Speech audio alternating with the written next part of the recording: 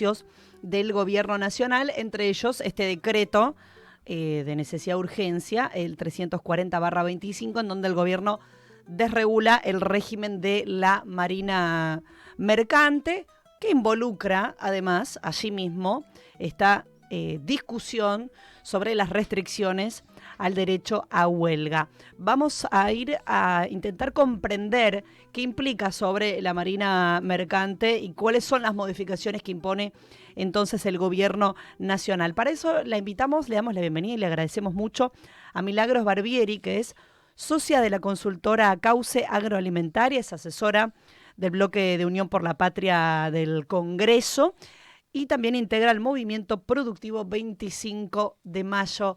Milagros, ¿cómo andás? Úrsula y Leo, te saludamos. Bienvenida, ¿cómo andás?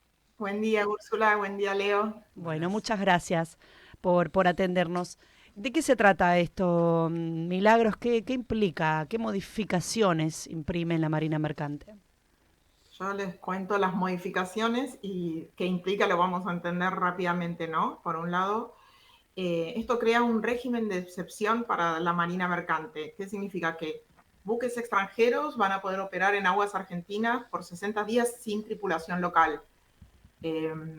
Esto significa que en aguas argentinas significa que todos los fletes y transporte de cabotaje, los transportes que se hacen, por ejemplo, de Rosario a Bahía Blanca o de Rosario a Mar del Plata, hasta ahora teníamos que hacerlo con tripulación argentina. Y si no había tripulación argentina disponible y había que demostrarlo, se podía contratar tripulación de otro país. Bueno, esto es una de las cosas. No es más obligatorio reparar los buques en astilleros argentinos, con lo cual el impacto en todo lo que es astilleros va a ser altísimo. Esta tripulación no se va a regir por los convenios laborales argentinos, ¿no? Sino que cada buque va a poder haber también buques con bandera paraguaya, filipina, lo que sea, para hacer el transporte interno, se van a regir por las leyes de su bandera de origen, ¿no? ¿Qué es lo que nos va a implicar esto? Digo, como rápido, bueno, hay un riesgo, ya en riesgo 5.000 empleos y trabajos argentinos, que van desde los capitanes, los maquinistas, los serenos de los barcos, ¿no? 5.000 empleos directos en riesgo. Nosotros tenemos ya una situación en crisis, por eso digo, es un sector, tanto el de los trabajadores del sector como el de los empresarios, que vienen advirtiendo sobre y pidiendo y tratando de impulsar unas leyes o una normativa que tenga que ver con potenciar nuestra industria, ahora sobre que estábamos sobre llovido mojado, ¿no? O sea, ahora incluso esto se va a debilitar. Después, en términos de soberanía, perdemos la posibilidad de inspeccionar a estos barcos, aumentan los riesgos de accidentes, de contaminación. Nosotros venimos sobre todo lo que es la llamada hidrovía, venimos con varios casos de temas de narcotráfico, con derrames ambientales el año pasado. Entonces, bueno, venimos con un proyecto, con un decreto DNU que debilita por completo nuestras posibilidades de desarrollo en el sector, mientras que en el mundo van a contramarcha de esto, ¿no? Todos los países del mundo, podemos hacer un repaso, casi todos tienen leyes estrictas para el cabotaje, o sea, tanto en cuanto a la tripulación como en cuanto a que los buques tengan que ser buques producidos o de titulares de ciudadanos de sus países, ¿no? Entonces, estamos ante despidos masivos, pérdida de soberanía y una industria naval que ya estaba crujiendo, que es altamente probable que se desarme, porque esto ya nos pasó en los 90 y ya lo vimos con lo que pasó cuando Elma pasamos de tener 200 buques a tener menos de 30 después del decreto del menemismo, el 1772, que desarmó por completo nuestro sistema fluvial y naval. Estamos hablando con Milagros Barbieri. Es bien claro lo que decís, tanto soberanía, empleos, la industria naval como grandes ejes. Y decías, podemos hacer un repaso en relación a las normas que tienen otros países, porque uno se pregunta qué es lo que pasa en otros lados. Me gustaría que puedas hacer quizás un trazo, por lo menos de algunos ejemplos, para entender en la dimensión que nos encontramos acá con esta discusión. Bueno, Dale, hacemos. Arrancamos por Estados Unidos porque es como el modelo que siempre nos cita el presidente, ¿no? Vale. Estados Unidos tiene desde 1920 una ley que se la conoce como la Ley Jones, ¿no? Por la cual el 100% de los oficiales de los buques de cabotaje de Estados Unidos tienen que ser ciudadanos estadounidenses. Y el 75% de la tripulación total, o sea, el total tiene que ser estadounidenses, ¿no? O sea, 100% de los oficiales, o sea, los trabajadores más calificados, 100% estadounidenses. Y del resto, y cuando haces el total, 75%. Acá estamos hablando que en Argentina pasamos a que no hay ninguna restricción sobre el tema, ¿no? En Estados Unidos, los buques de cabotaje tienen que ser 100% construidos en Estados Unidos. Esto tiene una vinculación directa con que ellos impulsan toda su siderurgia. Sí, claro. Y la empresa armadora, la que arma el buque, tiene que ser por lo menos el 75% propiedad estadounidense. O sea, si un buque va, no sé, de Texas a California, tiene que cumplir estas reglas y si no, no tiene el permiso para operar el cabotaje. En Milagros, sí, continúa. Brasil, más cerca. Bueno, Brasil, que muchas veces oímos hablar que tienen como, ¿no? Que lo que tiene es políticas públicas sostenidas. Brasil, en el primer gobierno de Lula, generó la obligación de que las empresas, por lo menos el 40% de los transportes que hacen las empresas estatales tiene que ser en buques brasileros. Entonces, Transpetro, que es una filial de Petrobras, empezó a encargar buques porque todo el petróleo brasilero sale por buques brasileros. Bueno, esto tuvo un impacto directo en la creación de puestos directos, 50.000 puestos de trabajo directos e indirectos, 120.000. Se crearon un montón de astilleros. Eso es en Brasil, que está acá nomás. ¿Y qué le permitió esto a Brasil? Los fletes internacionales de Brasil salen 25% menos más baratos que los fletes argentinos. ¿Por qué? Porque tienen sobre qué pararse frente a las multinacionales, ¿no? Tienen 130 buques, 200 buques sobre los cuales dicen, che, nosotros tenemos esto, si no, a mí no me cobres como si yo no tuviera nada. Claro. Eso en Brasil. Podemos ver, bueno, Noruega tiene el 98% de la obligación de que el cabotaje nacional tiene que ser hecho con tripulación en Noruega. Además, tiene un régimen de subsidios muy importante para todo lo que sean buques con emisión cero, por eso, o sea, que son los buques que se transportan con energía eléctrica o con otras energías limpias. Japón también, Japón tiene el 90% de obligación de que todo su cabotaje interno, Japón es una isla y son como islitas, tiene que ser hecho con tripulación japonesa. Bueno, nosotros vamos a contramano de eso, vamos, o sea, desregulando absolutamente todo con el agravante de que este decreto además declara esencial la actividad, con lo cual esta actividad hay un montón, parece como que casi todo el trabajo en Argentina, incluye la industria alimenticia, todo pasa a ser esencial, que lo metieron en este decreto, lo cual vulnera el derecho constitucional a huelga directamente, ¿no? Otro tema por lo cual apareció en el decreto que no se esperaba que estuviera dentro del decreto. Milagros, ¿cómo andás? Te saluda Leonardo Martín, ¿no? Uno te escucho hablar y no puede creer lo antinacional de las políticas, ¿no? Es ya como un exceso total, una mirada absolutamente antinacional de no tener ningún control, de no tener capacidades en Argentina para algo tan importante y básico como lo que tiene que ver con la marina mercante y todo lo que rodea. Es una medida, es un decreto que va, y ya es la antipatria, ¿no? Pero digo, no quería como ponerme a decirlo en estos términos, porque hay como sobra la información como para ver que esto, primero, no es un error. En los 90 ya pasó, ya vimos lo que pasó y nos quedamos sin marina mercante y eso sí, digo, hasta que no vino el gobierno de Néstor y Cristina no empezó a remontarse y ahora que todavía estamos muy lejos de lo que teníamos antes de los 90, de nuevo, un golpazo. Hay sobre esto quería mencionar algunas otras cosas para notar cómo el problema es, la intención es beneficiar a unos pocos agroexportadores, a unos pocos exportadores mega concentrados de commodities y a las multinacionales, ¿no?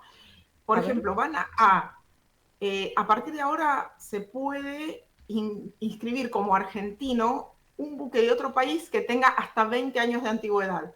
Esto se podía hacer solo con buques de hasta 10 años. ¿Qué significa esto? ¿Quién va a querer construir en Argentina cuando vas a poder ingresar con los beneficios que tengas si sos un buque argentino, buques viejos que tampoco tienen ni siquiera la obligación ahora de ser reparados en la Argentina? O sea, vamos a estar ingresando buques de hasta 20 años de antigüedad, con lo cual los astilleros argentinos y los armadores argentinos, o sea, están muy preocupados. Estaban preocupados de antes, ahora mucho más.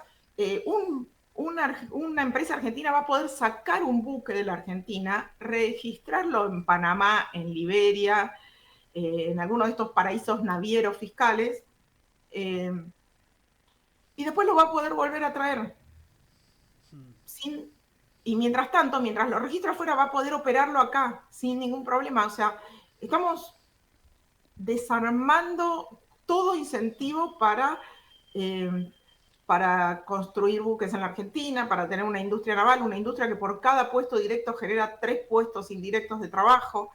Te pregunto, Milagro, si en este sentido de lo último que estás marcando, si esto identifica, más allá de algunos países o quienes tengan estas condiciones, si identifica algunos beneficiarios claros, algunas empresas específicas, algunos nombres y apellidos específicos, o no, o es en realidad quienes tengan estas condiciones. No, bueno, sí. Primero las multinacionales, ¿no? Hay 11, Maersk, la más conocida para nosotros por lo menos, Claro. pero Costco, incluso la gran multinacional, la gran naviera china. Y las 11 primeros del mundo que hacen, en el caso argentino, el 100% de nuestros fletes internacionales, porque en Argentina no tiene un solo buque de transporte marítimo. Nos quedamos sin eso después de los 90, no pudimos pararnos de nuevo. Entonces, primero eso porque les habilitamos el mercado interno, el cabotaje interior.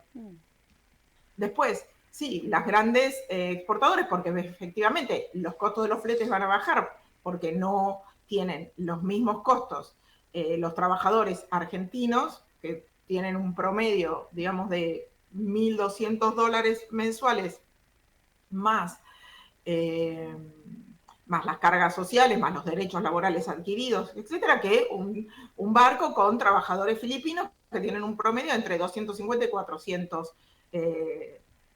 dólares por mes sin ninguna carga y sin tributar ningún impuesto en el país. Entonces, sí, hay otro, o sea, los fletes, efectivamente, los fletes, esos van a bajar, ¿no? O sea, los barcos internacionales ahora no pagan en Argentina un impuesto que pagan en Argentina. Todas nuestras navieras, toda la flota nacional paga un impuesto en el combustible que los barcos internacionales no lo pagan. Bueno, los fletes van a ser más baratos. Y sí, si no me hace pagar nada, si no me queda un solo peso en el país, si no hay tributos en la Argentina, bueno, y estamos hablando que no van a traer tripulación noruega que cobra $8.000 por mes, sino que van a traer tripulantes que cobran 250 o $400 por mes y más barato va a ser.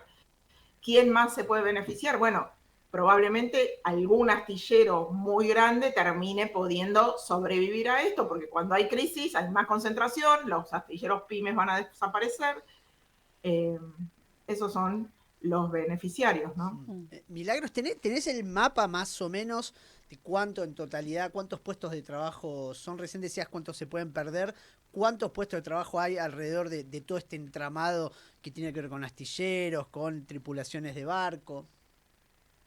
Mira, puestos de trabajo directos hay 10.000 y se están estimando que solo de los, se me fue el nombre, pero sería como los serenos de los barcos, que son como, se van a perder 700, dicen los sindicatos, y estiman que en total se van a perder unos 5.000, o que están en riesgo, pero no es solo que se puedan perder, sino que se debilitan sustancialmente sus condiciones de negociación salarial y de negociación de derechos, porque al estar tan a la mano la posibilidad de contratar trabajadores por valores mucho más chicos, o sea, las condiciones de negociación de estos sindicatos, de estos trabajadores, se debilitan. No es todo lo que van a perder, sino que ya están debilitados automáticamente a partir de la publicación del decreto.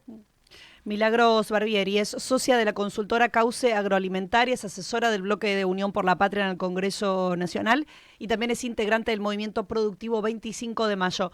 Milagros, te agradecemos mucho este paso aquí por Radiográfica, la seguimos seguramente porque, y esperemos que así sea, esto traiga cola y pueda darse algún tipo de debate relevante para frenar, si es posible esto.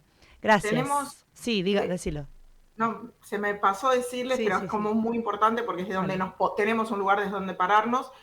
Hay, por un lado, un proyecto de ley que es el resultado del trabajo de mucho tiempo, más de un año, entre todos los gremios y las cámaras empresariales argentinas. Este proyecto de ley se presentó en el 2024, lo presentaron diputados de Unión por la Patria, nunca se trató en la Comisión de Asuntos Marítimos e Intereses Pesqueros porque ninguno de los presidentes de la comisión quiso tratarlo, pero es un proyecto de ley en el que empresarios y los trabajadores organizados trabajaron mucho para hacer cuál es el país, cuál es el sistema que necesitamos para tener trabajo, para tener soberanía, para tener industria. Entonces, hay que darle...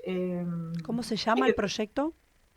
El proyecto está firmado por la diputada Marcela Paso, es encabezado por ella, y a ver si lo tengo a mano, si me da medio segundo te digo. Sí, por supuesto que sí. Estamos hablando de este proyecto que tiene a las empresas y a los trabajadores, lo cual habla todo de justamente del entramado que se ve afectado. Sí, y que cursa dentro voy a tener que entrar a la... del Estoy Congreso. entrando en el WhatsApp para ver si lo encuentro. Pero bueno, si no, es el único proyecto que tenemos presentado desde Unión por la Patria por el tema. Bien, perfecto. Lo vamos a buscar. Te agradecemos mucho. Dale, pasánoslo después y lo nombramos antes de terminar el programa. Un beso grande, Milagros, gracias. Gracias, Úrsula, gracias, compañero. Milagros Barbieri, socia de la consultora Cauce Agroalimentaria, asesora entonces en Unión por la Patria en el Congreso. Ahora vamos a repasar el nombre de este proyecto para quien le interese poder buscarlo. Y también integra Milagros el Movimiento Productivo 25 de mayo.